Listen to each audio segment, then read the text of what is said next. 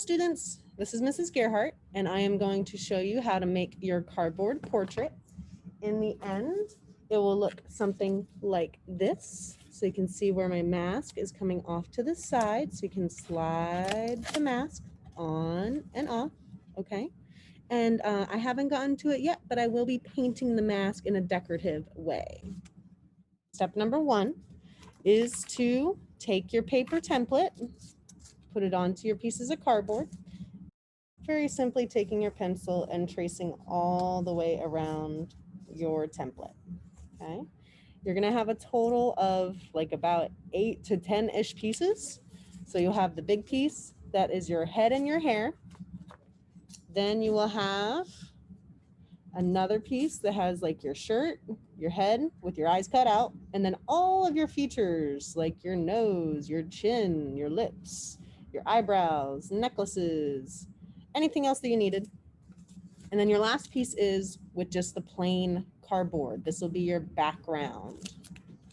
Step number 2 is to cut out all of your pieces of cardboard. So you should have the head with the hair, just the head, the shirt, and all your little pieces like the nose, lips, ears, all of your features. Now, when we go to cut our cardboard, we're going to mostly be using scissors for the bigger pieces, and it'll be most helpful to cut off your cardboard into smaller, separate sections.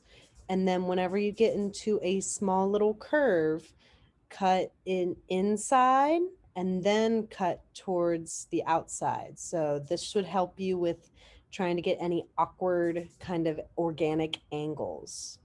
It might create some bends or some tears, but you just may have to rub it down with your finger, and that can definitely help. If you are trying to cut negative spaces, such as the eye, it is best to use the X-Acto. Cardboard, especially if it's thicker, it's good to just kind of like poke the hole and then you can trim around it. Another thing you can do with cardboard is tear pieces away. So if say I want to make my ears look like they're further back in space, I'll do a little slit with my X-Acto. Make sure to cap it when it's not in use. And then you can actually tear away some of the levels of the cardboard depending on how thick it is. That'll look like they're further back in space to give more depth to the relief. Step number 3 is to start gluing all your major pieces down onto the cardboard. And then it's just a matter of adding little bits of lines. You kind of want to work fast when you work with hot glue. And we will take this and flip it onto our piece.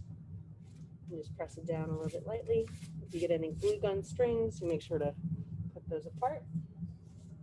If you ever run out of glue, you never want to put your glue gun down on the side. That'll ruin it. So when you put the glue in, you just kind of push it in. You got to hold it with your hand as you're continuing to make sure it gets heated up. Remember that the glue gun is for doing the large pieces of your portrait.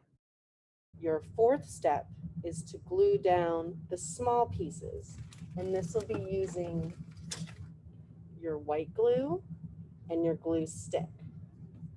So for the small pieces, make sure to put the glue on the back of whatever you're doing, place your glue onto it, and then it's just a matter of setting things down. Try not to get any adhesive around the outside. Make sure to really put that glue down so it sticks. So I'm adding all the features with the glue stick or with the glue bottle. You can kind of choose which one you like. So step number 5 is adding details of the hair, and you will want to use a variety of shades with the cardboard. So I'm just laying these down before I would actually glue them on. Different shades of the cardboard give it a lot more depth. So remember, relief is about giving layers that give depth.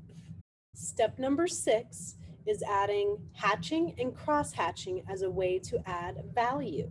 So you will be using your Sharpies to do the value, and you can use either the thin one or the thicker one. So for hatching and cross hatching, these are where you make little lines that are close to each other. The closer that they are, the darker the value becomes. And if you cross these lines, that can make the value even darker, okay? So whenever we think of, say, the face,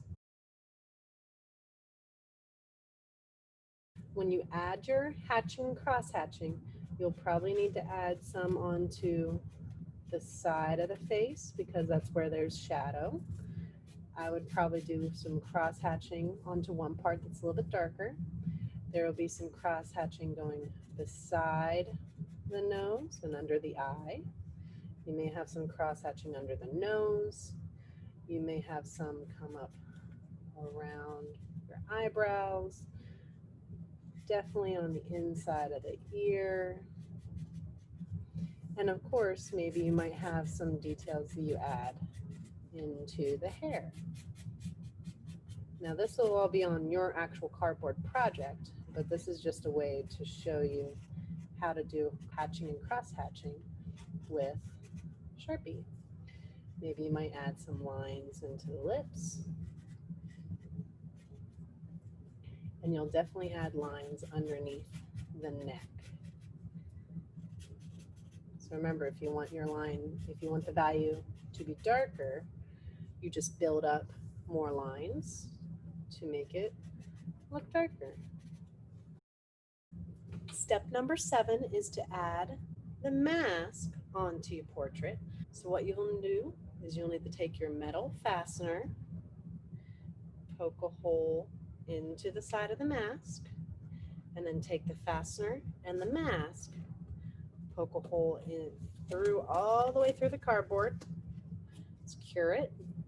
So then you got to take your fingers from the back and make sure to secure the fastener. So that way it can move on and off. Now that's all the stages of your cardboard except for the final stage, stage 8, where we do the marker painting techniques on the mask for decorative designs. That'll be another video demonstration later to come. If you have any questions, please ask me in class. Have fun, everyone.